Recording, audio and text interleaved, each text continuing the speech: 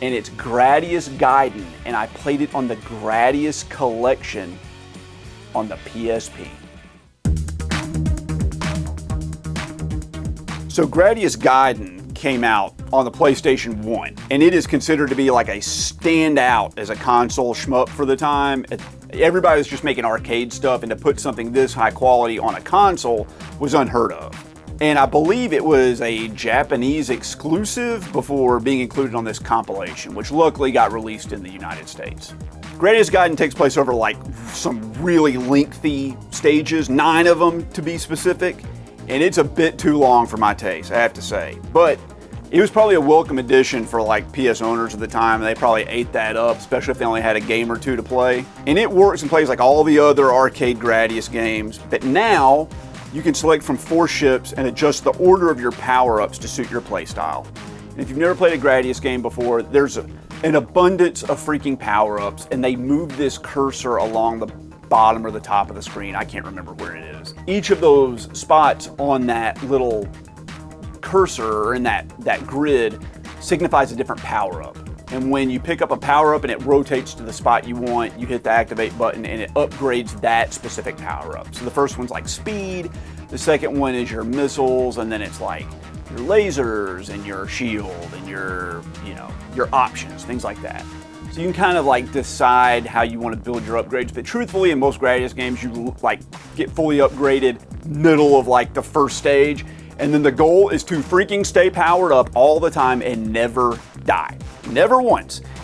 Because it leads to what we call Gradius syndrome. It is super present in this, just like it is in every other Gradius game. And in case you don't know, Gradius syndrome is when you die in a shoot 'em up, you lose all your power-ups and the game is like balanced around you being fully powered up and you just can't continue.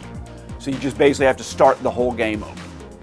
And that is present here, but it's not nearly as bad as it usually is, because getting to select that order of your power-ups really helps. You can put your shield right up front, and that'll allow you to take a couple of extra hits so you have time to gather more of the power-ups and get, up to a level that's feasible for continuing through the game.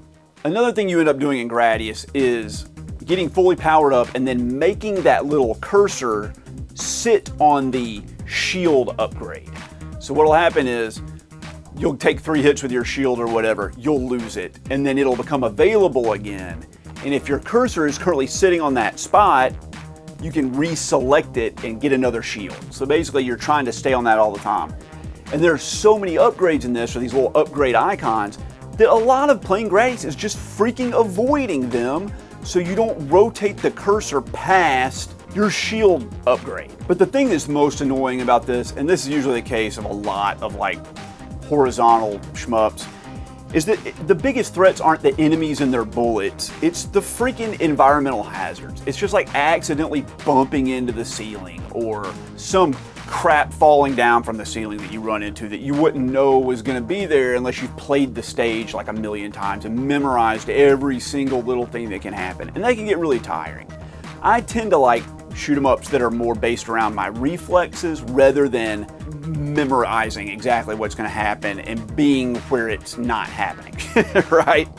And like I said, another downside is like most Gradius games, it just recycles a lot of ideas and stages that we've seen before. Like the Moai heads are in every Gradius game, and you're always gonna run by a sun that shoots out like some sort of phoenix dragon or something. It's in like every game. And I know people get excited because they're like, oh, I recognize that, but I just want something new, to tell you the truth. It does have some amazing set pieces and memorable levels. I'm not gonna say it doesn't, but like with 9 stages, and I bet like more than half the content really being recycled, it can get a little boring. And really, truthfully, this whole game is just like unbearably difficult and unforgiving, even on the easiest setting. And I could forgive that if the game was super fun, but honestly, it just feels kind of bloated and overly long.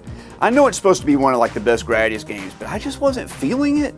And it wasn't fun enough for me to get like the 1 credit clear. Yes, I did beat it, but I had to use like several of my continues, and I just never was able to get good, as they would say, and 1 credit clear this. I know I could have done it, but I don't want to put in the time because I was ready to move on. So honestly, I hate to say it, I love shoot 'em ups and I really like Gradius, but Gradius Gaiden, despite the fact that everybody says it's like one of the best Gradius games ever, and it's on the Shmups Forum, like top 25 best shmups of all time list, I just felt like it was a 6 out of 10. I just thought it was kind of like, okay. Like better than mediocre, but not a standout in any way. There are other Gradius games I like a lot better. Most Gradius games I like better. So if you're a huge Gradius fan, you might love this one. But personally, I was just kind of like done with it. And I put some time into it.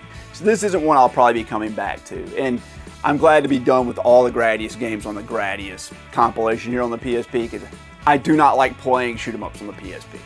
The D-pad is not great, and plugging it into your CRT, if you've never plugged your PSP into a TV before, it's shown on a little tiny screen in the middle of your screen. So there's a huge black board around it, and I feel like I have to sit like 2 feet in front of the TV to be able to see what's happening. If you watch the videos of me playing this game, you'll see my frustrations with it, and you'll get to hear me complain about having to sit too close to the TV.